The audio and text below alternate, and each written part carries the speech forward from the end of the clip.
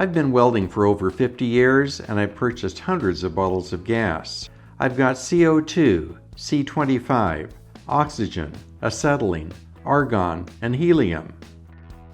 All of these bottles have a valve which you open before welding and turn off when you're done. With the exception of acetylene, these bottles should have the valve open fully, which engages the top seal. Otherwise, the high-pressure gas can leak out between the valve stem and the packing. These gases are expensive, so you don't want to waste any. I recently got a large argon bottle which has the tightest valve I've ever seen. It's so hard to turn, it takes all my strength to move it even an eighth turn, and it takes about 14 twists to fully open or close it.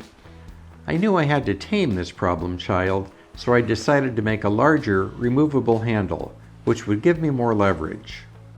To get started, I took the handle off the valve and I found a transfer punch that was a good fit inside the square hole.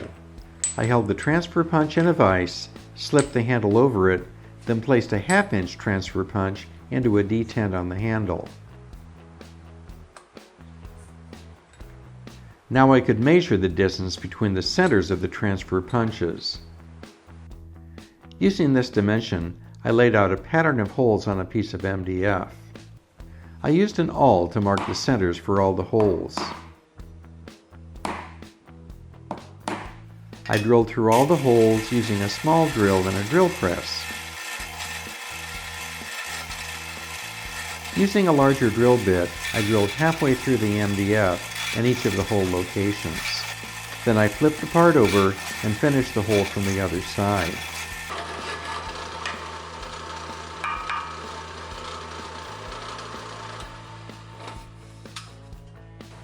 Next, I used a compass to lay out a circle passing through the outer holes.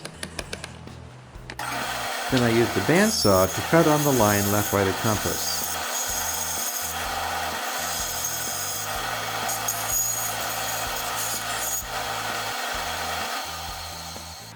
After lightly sanding the cut edges, I used a rounding over bit and a router to ease the edges on my new handle.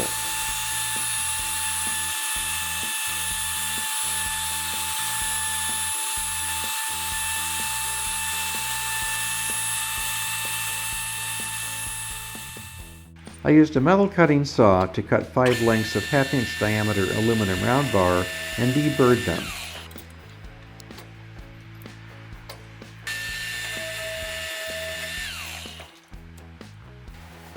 Finally, I pressed the pins into the handle with the vise. The holes are slightly undersized, making the pins a press fit.